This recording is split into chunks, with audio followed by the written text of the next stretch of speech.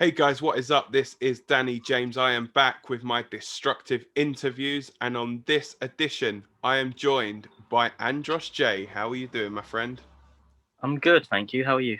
Yeah, very well. And just to set the record straight, I will get your name right this time. It's the pace setter, Andros Jay, as we saw on my debut on Demolition, and yeah, I got it a bit tits up, shall we say? But Oh, so yeah, easy it's mistake to make.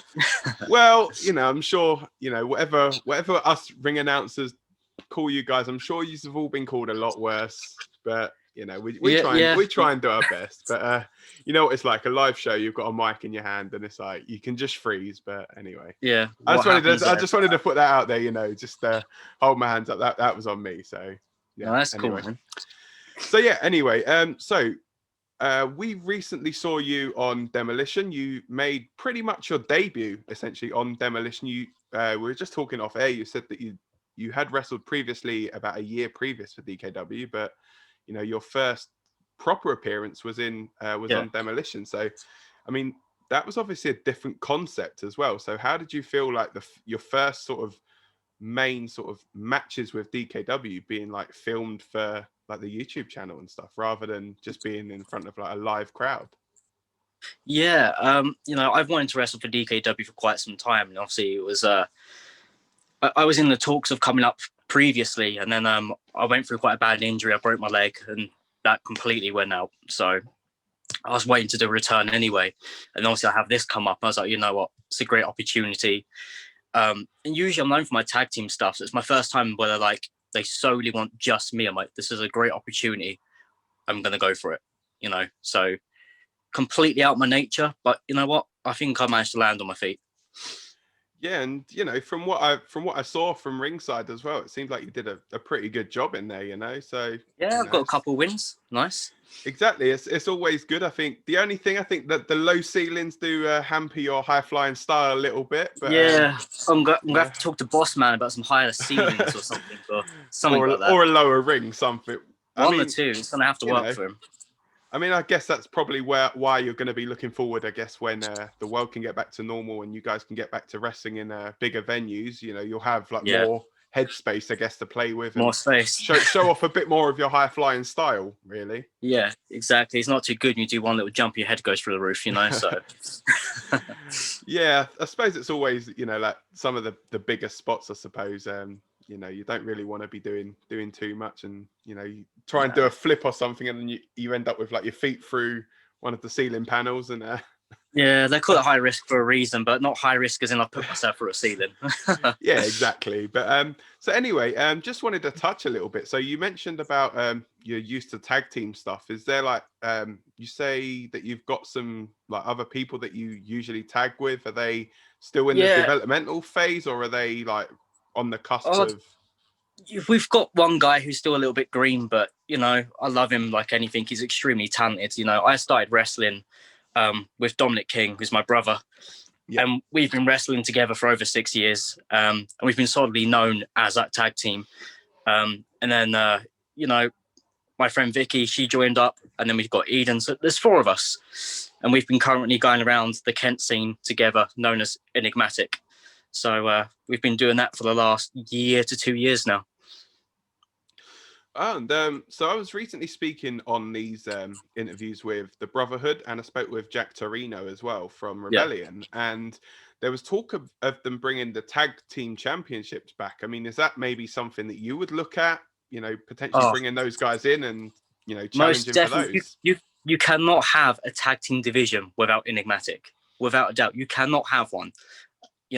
We are without blowing air up myself. We are one of the greatest tag teams in the UK scene. We just need a little bit more light on us, and that's exactly what's going to happen if we get put into that tag team division.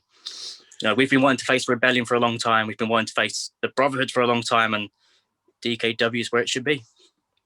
And I suppose you're gonna have like the stepping stone as well if you're getting a bit more of a singles competition. There's also talk of the Showcase Championship coming back, and I Yeah. recently sat down with Lewis Barrett, and he was saying that he's actually still in possession of the championship because, as we know, all the titles were actually vacated Yeah. like Yeah. recently, and Yeah, he was saying as the last holder of the belt, he actually still had the championship there with him. So, and he was actually saying that he would present that to whoever wins it next. I mean, do you feel Nice. like that's something that potentially that you would be looking at as well, like as on a Man, singles level?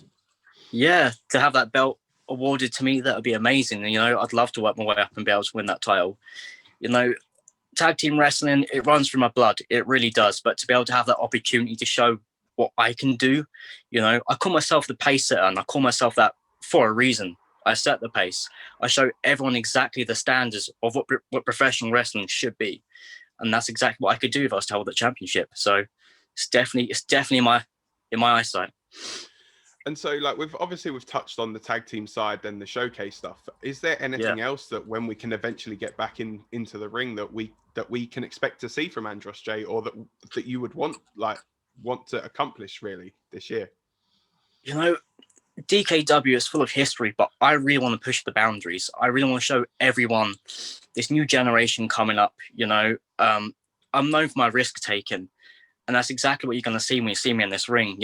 Not only do I want to go for the tag team championships or the showcase, I'm going to try and go for everything I quite possibly can.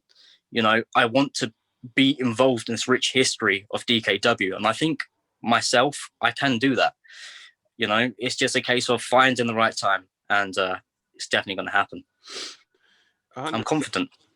Yeah, definitely. I mean, the thing is, you just have to look at like some of the alumni as well from DKW to see that there is massive opportunities. Like obviously, a few of the guys have spoken about former WWE Intercontinental Champion Wade Barrett wrestled under the name Stu Bennett, his real name in DKW when he was younger. The NWA champion Nick Aldis as well. So it has got quite a rich history, really, of producing some great talent. And I'm guessing that.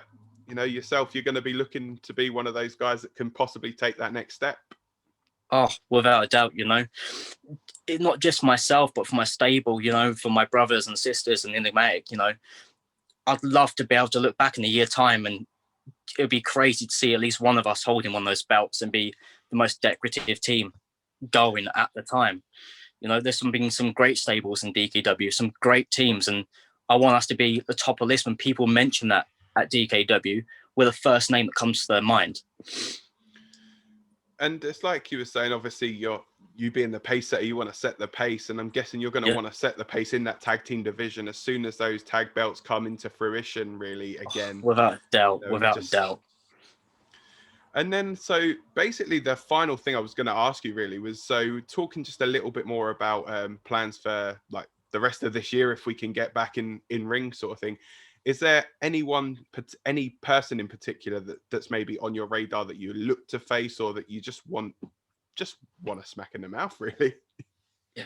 Well, smack in the mouth, that's obviously going to be the life coach, Lucas Jackson. Like, someone needs to shut him up. Obviously, last time I came up a bit short, but this time, if I get one more chance, that's not going to happen. People I'd love to step in the ring with, again, the Brotherhood. Those guys have been on my radar for such a long time. It's unreal. I'd love to face those guys.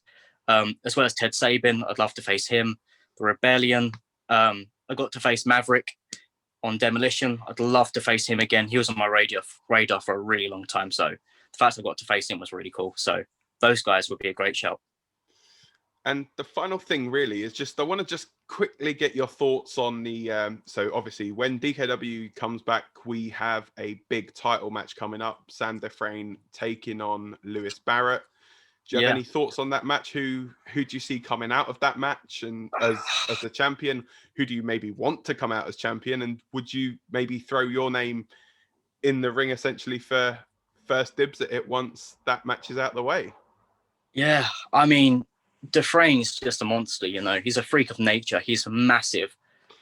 But the heavyweight Lewis Barrett, without a doubt, I have to go with Lewis.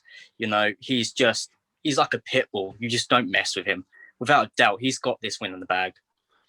And as for facing him, again, I'd love to have the chance to become the first contender to face Lewis if he wins the championship.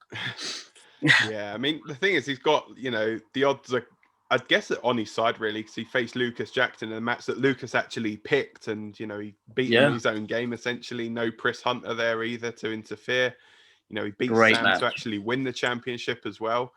But yeah, I suppose it's, you know, the possibilities really are endless. And, you know, obviously for you yourself, you're still like relatively new to the DKW scene, Yeah, as still a am fresh I face. pretty much. So, Yeah. you know, it's just a case of like you going in there, doing your thing, and, you know, hopefully Matt Ball sees something in you to say, right, okay, I'm going to give this guy a shot, and, you know, just see where you can do there. Just take off. And Yeah. I mean, That's what I obviously, mean, man. It's just getting the attention. That's all I'm looking to do in the right exactly. way, of course. So hopefully I catch Matt's eye and he gives us what we're after. Exactly. And the thing is, you strike me as the kind of competitor that doesn't really want to be handed stuff. You'd rather like earn it. That's, you know, that's And the impression I got, we've, you know. yeah, I've been grafting for the last 6 years, you know. I haven't got Exactly. to where I am by kissing ass, you know. So I'm proud of where I am and I want to get further. So we're going to have to see what happens when we all return. Guess you say you'd rather kick ass than kiss ass, really. So There we go. Put that on there a you go. t-shirt. There we go. You can have that one if you want. I Sweet. won't take no royalties, don't worry. So yeah. So anyway, I just want to say thank you so much for your time. It's been a good, That's cool, man. been a lovely pleasure talking to you, and I wish you all the best when we can finally get back in the ring. Thank And you. just to all you guys at home, thank you guys for tuning in. Thanks for sticking with us. We hope you are staying safe during these really tricky times. Yeah. We are so looking forward to getting back in the ring and doing what we do best, and that is to entertain you guys as quickly and as safely as possible. But for now, I've been Danny James. He's been the pace setter Andros Jay. There we go. Thank you for watching, and we will see you soon.